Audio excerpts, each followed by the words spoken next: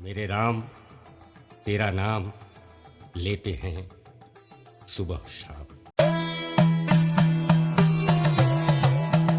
दोस्तों, समुद्र मंथन से अमृत भी निकला तो विष भी निकला।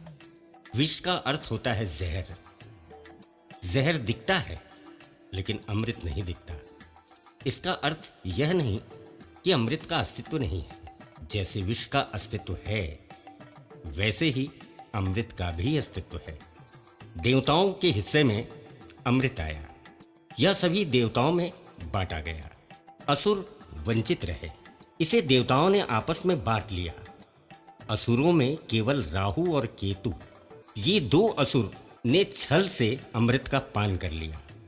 इसके कारण वे भी देवताओं की तरह अमर माने जाते हैं।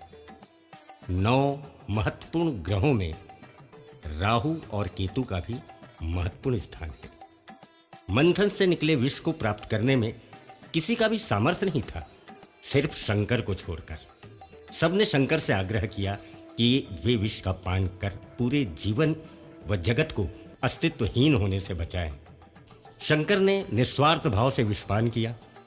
अब प्रश्न यह उठता है कि विषपान करने से शंकर कैसे बच गए? इसका भी एक जबरदस्त रहस्य है। आइए उस रहस्य के बारे में चर्चा करें। दोस्तों, जब शंकर ने विष पीने के लिए जैसे ही अपना मुंह खोला, एक शब्द प्रस्फुटित हुआ, रा। विष पीने के बाद जैसे ही शंकर ने मुंह बंद किया, एक शब्द पुनः प्रस्फुटित हुआ, म। इन्हीं दोनों शब्दों के आपस में मिलने से जो शब्द बना वह है राम। यही वह शब्द है जिसने विषपान के बाद भगवान शंकर के अस्तित्व की रक्षा की। कालकूट विष का पान करते ही भगवान शंकर को कुछ भी याद नहीं रहा सिवाय राम के। इन दो शब्दों के रहस्य का मर्म सबसे पहले शंकर ने समझा। विषपान करने के बाद भी जो अस्तित्व की रक्षा करता है वही राम है।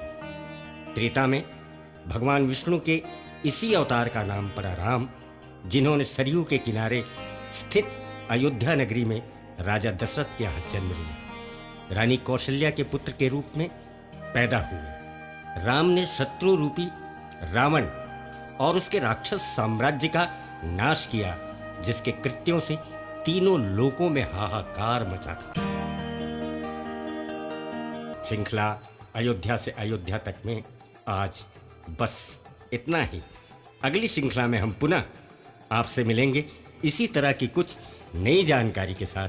अयोध्या में स्थापित रामलला को याद करते हुए सुने यह गीत, मेरे राम तेरा नाम लेते हैं सुबह शाम।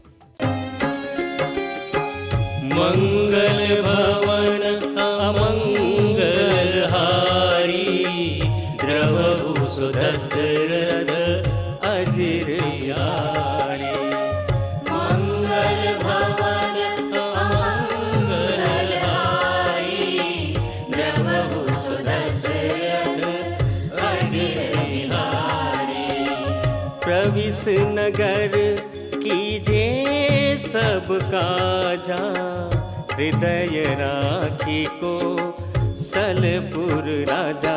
मेरे राम तेरा नाम लेते हैं सुबह शाम।